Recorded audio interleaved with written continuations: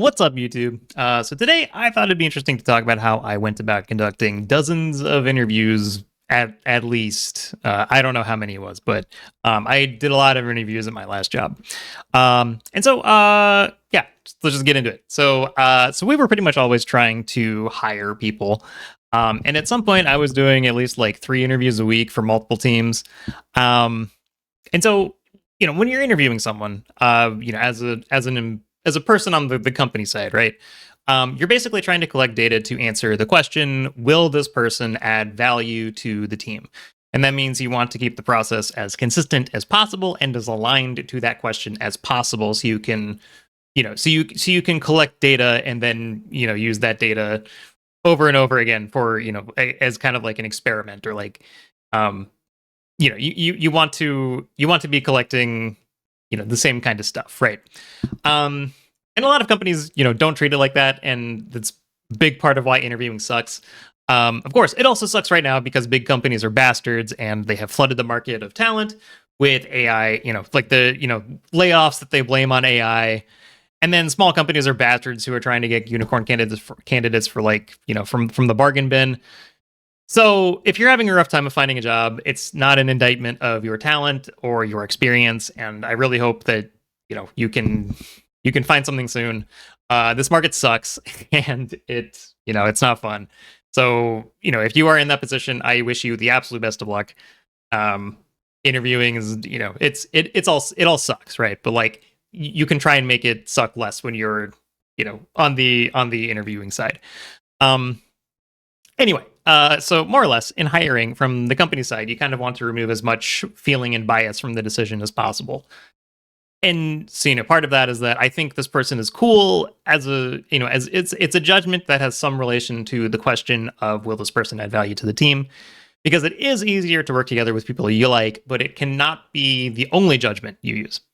So, in our process at my last job in general was we would review your resume, and then if we were cool with that, then we would send you a take-home assignment. I know I hated it too.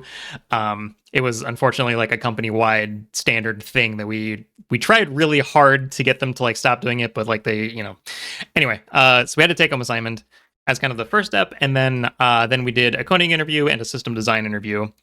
And then after that was a cross team interview, which was mostly for like a culture fit kind of stuff. At the time I was interviewing, they also had like a director interview. But I think they like nixed that later, sometime after I joined. And then of course the last step is like the hiring panel who helps make the final decision. And so I mostly did coding interviews and reviews of take-home assignments. Something else I did was I was leading a monthly meeting for our team on like how did our hiring funnel go this month. So that's where the team could talk about anything related to like hiring for our team. How did interviews that we did go? Did we have anyone that was joining the team soon, and like stuff like that. We also talked about like onboarding and stuff too. So it was a very very like broad kind of meeting, but it was like once a month is a good cadence for that kind of thing. Um, yeah, so I'm mostly going to talk about the take-home assignment process and the coding interview process because that's mostly what I did. And so for take-home assignments, my advice is don't do them because they suck and no one likes them. But unfortunately, like sometimes you just have to. And definitely like in today's world of coding LLMs, like it's much worse, right? Because you also have to spend extra time sussing out like how much did the candidate actually do for the assignment, or did they just pass it off to Claude Code and then like they just didn't think about it after that? It's a whole bunch of extra work and it sucks. But if you must do them due to like a company mandate or whatever, which was our situation, then you should at least make sure that they are like small and well scoped. Make sure you give the candidate a reasonable amount of time because candidates are people with lives and they don't want to spend their time like they don't want to spend their life like just doing coding as like take-home assignments. And also make sure you have a scoring rubric. I don't have the rubric handy because past company stuff. But we basically had a few different categories for things like, does the submission accomplish the task? So it must be runnable and it must have certain functionality. Does the submission make sense from a code perspective? So that like does their system breakdown make sense? Do they use sensible functions? This part is like more subjective, but a little subjectivity is kind of necessary and not entirely a bad thing since your team will have, practices and code standards and all that. And then we had some miscellaneous points for things like clear documentation, how easy it was to run, how nice it looked, stuff like that. And then there was like, kind of a threshold of like above this is this like obvious pass. Then there was like a gray area where, it was kind of like, kind of like reviewer discretion. And then like below a certain point, it was just like, it was a fail. And whenever you do take home assignments, and you have a rubric and stuff, I don't think that you should share the rubric in its entirety because then that kind of leads to like, like studying for the test kind of behavior or, benchmarking like what the LLM labs are all doing. But you should make it clear to the candidate what sort of criteria their submission will be judged on so that they can scope appropriately. Like let them know, like, are they going to get bonus points for doing a bunch of extra functionality, or is it just like, there's only points that they get for the, the requested functionality and that's it. Respect candidates and respect their time. And if you can't, then your hiring process sucks. So, that's just kind of how it is. So for take-home assignments, yeah, that's kind of my advice. Like, keep it small, keep it well scoped, and have some kind of scoring rubric, and use all of that to respect candidates and their time.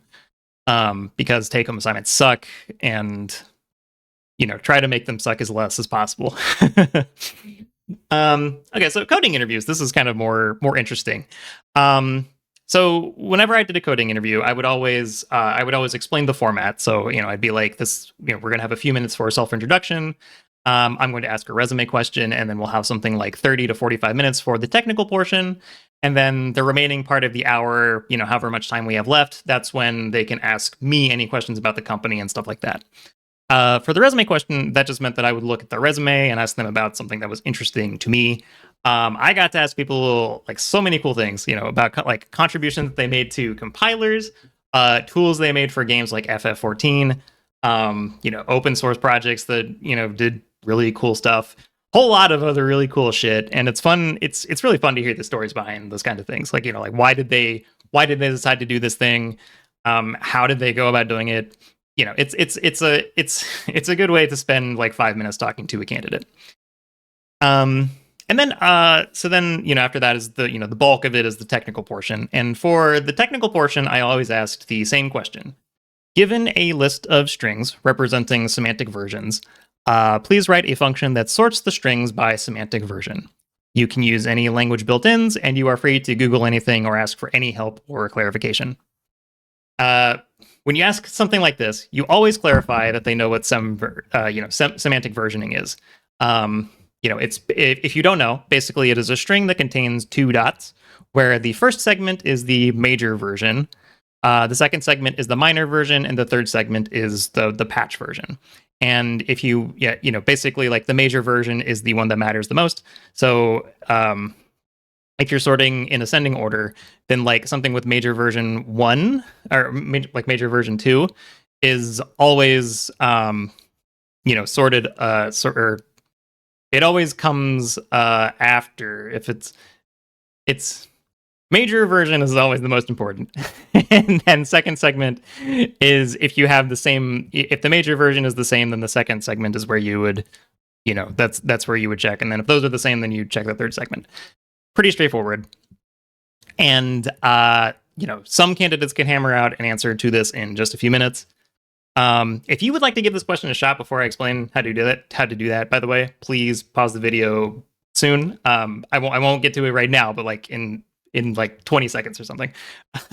So if you want to give it a shot, then, pause now. And before I explain, I would like to mention that barring any like major red flags in the other part of the interview, like if they were like super sexist or something, which thankfully never happened, if they could produce a solution function at all in 30 minutes, I considered it a pass. And then I had a lengthy set of follow-ups that I had prepared that were basically like extra information about their skills, their background and stuff. Okay, so now I'm going to describe the simplest way, the simplest solution. So if you this is your last chance to pause the video if you want to give it a try. So the simplest solution is pretty doable in basically any language where you can pass a lambda to a sort function. So like Python, Java, C++, C Sharp, like pretty much every language that has had an update in the past like 10 years has something like this. And then inside the lambda, you can just split the string on the dot character, and then that will give you three different strings. You have to parse them into an integer or a float or double or whatever, but integer makes the most sense because there are not going to be, there will not be fractions in a semantic version. And then you just compare, the major version first, and then, if they are different, then you return a positive or negative value as needed. If they are the same, then you go to the minor version, the second segment, do the same thing, go to the third segment, do the same thing. There are, of course, multiple ways to solve the problem, but that's pretty much the simplest. So then usually the first follow-up that I had would just be about the test case list. We intentionally kept the test case list like pretty small. It was only like 3 or 4 strings. And so then we could ask, is there anything missing from this list that you think would make verification more convincing? So then they could add more cases of like, what happens if there are like the patch versions are the same or whatever. I would just ask about that first. And then, some of the other ones that I had were things like, suppose you have to deploy this to some kind of production environment. How would you make that happen? And this is a good question for like what kind of infrastructure and like DevOpsy experience that they have. In today's environment, like if they did it in like JavaScript, then like maybe they would just say, oh, I would just put it on Vercel or something. And that's not a very like that's a fine answer. But it tells me that they haven't done a whole lot of the like, nitty gritty stuff of like, oh, okay, I would like, I don't know, like, spin it, like put it in a Docker container and like, put it on like Kubernetes or something. Those would be two very different kinds of like experience that would tell me about. Then another follow-up is that in the semantic version spec, it allows for extending the string to have a hyphen followed by some kind of descriptor, such as like alpha, beta, RC1, etc. How would you modify the function to incorporate this extension? And for all of the follow-ups, I didn't ask them to like implement it. I just asked them like, how would they do so? And for this one, like, I think the spec says like you should just do them alphabetically. If you were to sort, the extended portion. And so that's what I would just tell them to do. And then, sometimes like their solution would have some kind of obvious inefficiency, and I would just ask if they see any opportunities for optimization. It's not a big deal if they like have an inefficient solution. It's just kind of, it just kind of like gives them a chance to focus on that as a problem and like see if they can figure out the thing that I saw. And so, generally what I like about this question is that it's not super difficult for an experienced programmer. Like I'm pretty sure I could do this in like 5 minutes given any choice of language. Especially, someone with exposure to functional programming where, like lambdas for sorting functions are like an everyday kind of thing. But it's also not like trivial or tricky or anything. Like, there's no like, there's no like, gotcha thing that you would, if you've seen it before, then like, you just know how to do it. Or like it, but it's, it's also not like FizzBuzz. Right, it's a little bit more involved, but that said, like it may also be tedious for certain languages. Like I would not want to write a solution to this in like plain C, but and